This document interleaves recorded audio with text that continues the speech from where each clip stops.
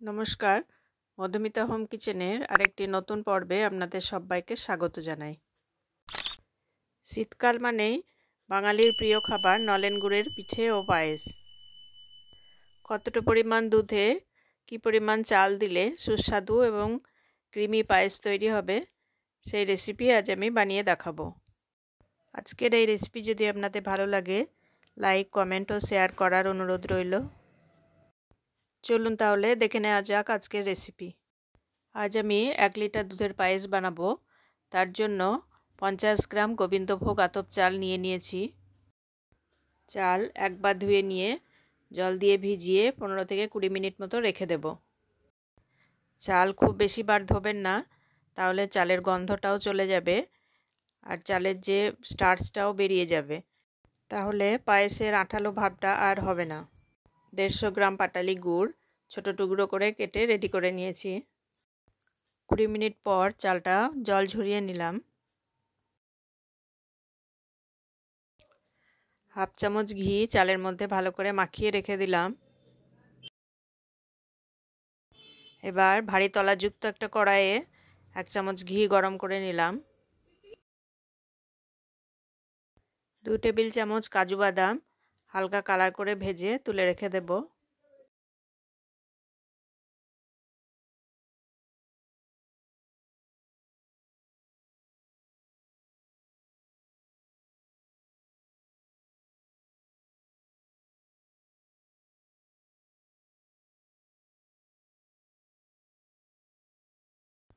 এবার ওই কড়াইয়ের মধ্যেই চালটা দিয়ে দিলাম।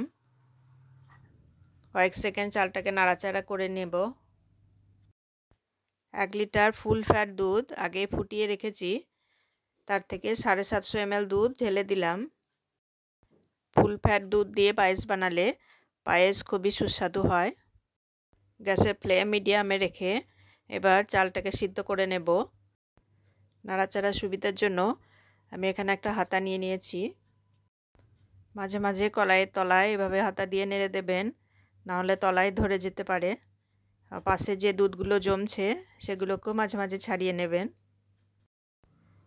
চাল 70% কুক হওয়ার পর বাকি দুধটা ঢেলে দিলাম।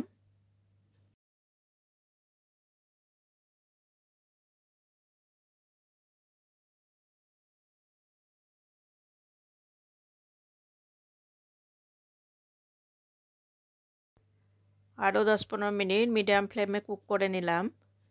এবার দেখুন অনেকটাই ঘন হয়ে এসেছে দুধ। চালও খুব ভালোভাবে সিদ্ধ হয়ে গেছে। এবার ভেজে রাখা কাজু এবং 1 চামচ কিশমিশ দিয়ে দিলাম। কিশমিশ দেওয়ার পরে আর ফোটাবো না।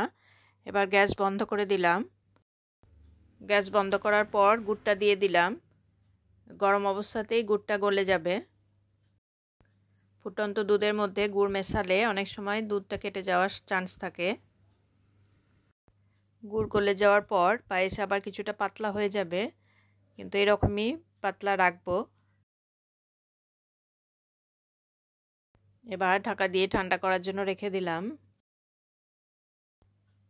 কিছুটা ঠান্ডা হওয়ার পর দেখুন অনেকটাই ঘন হয়ে এসেছে। পুরোপুরি ঠান্ডা হলে আরও ঘন হয়ে যাবে। নলেন গুড়ের সুস্বাদু পায়েস পরিবেশনের জন্য একদম তৈরি। আপনারা বাড়িতে অবশ্যই ট্রাই করবেন আর কমেন্ট বক্সে লিখে জানাবেন কেমন লাগলো। নতুন একটি পর্বে আবার দেখা হবে। ভালো থাকবেন সকলে। ধন্যবাদ।